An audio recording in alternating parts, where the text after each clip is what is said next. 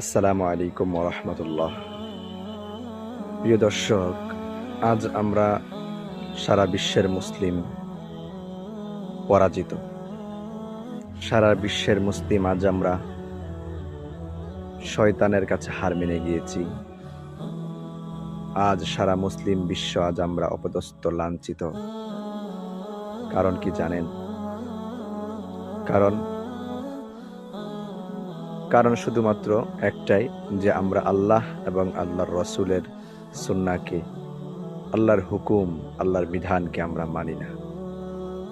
যার ফলে আজকে আমরা সারা বিশ্বের মুসলিম উম্মাহ নির্যাতিত, নিপীড়িত, লাঞ্ছিত, অপদস্থ।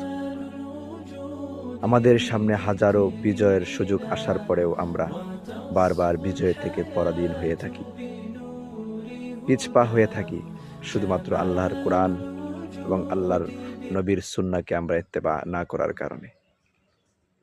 তাই আসুন সকলে আল্লাহর দ্বীনের দিকে ফিরে একরশি হাত ধরে রসুলের সুন্নাহ ইত্তেবা করে আল্লাহর রসুলের দিন জিন্দার লক্ষ্যে, সেই ঐক্যের মতে আমরা আসুন সকলে মিলে কাজ করি। ইনশাআল্লাহ আমাদের বিজয় একদিন হবেই। আসসালামু আলাইকুম ওরহমতুল্লাহ।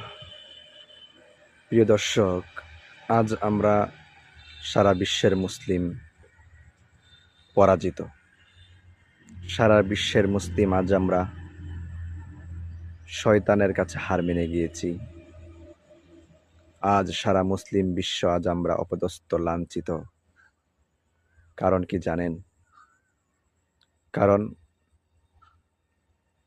কারণ শুধুমাত্র একটাই, যে আমরা আল্লাহ এবং আল্লাহর রসুলের সুন্নাহকে, আল্লাহর হুকুম, আল্লাহর বিধানকে আমরা মানি না।